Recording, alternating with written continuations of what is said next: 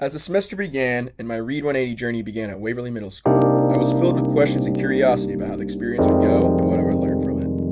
Walking in on the first day, the staff was welcoming, the school building itself felt like a positive and inviting environment with places to collaborate, and the teachers seemed engaged and compassionate about helping their students. I knew this experience would be positive, and I couldn't wait to meet my focal student and get things started. When I first met my student, he was relatively shy, and I knew it would be a process throughout the semester to get my student to get more engaged and involved, but I knew I was up for the challenge.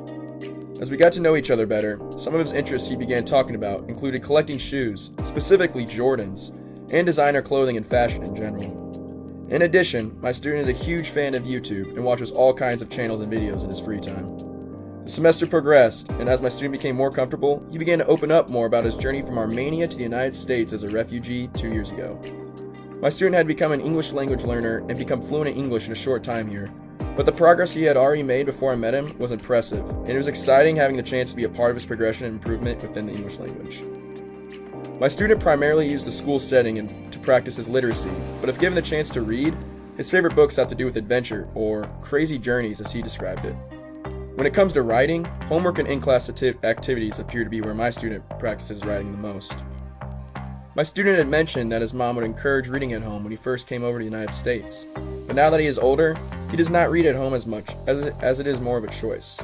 It was up to me to find ways to get my student to feel more inclined to read at home, and hopefully with the strategies I began presenting throughout the semester, reading would seem more as an opportunity than a hassle. My biggest challenges as I continued to learn more about my literacy learner and his reading and home context were going to be centered around improving 3 of his components of the modified cognitive model: fluency in context, knowledge of text and structures, and knowledge of strategies in reading. As I began introducing new literary strategies, it became apparent that simplicity was king, and that I had to build a solid foundation in order to have my student build off his current reading comprehension skills.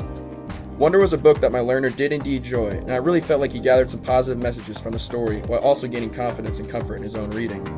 We were well on our way to reaching our goals, and started out by using several modified sticky note strategies catered around his deficiencies.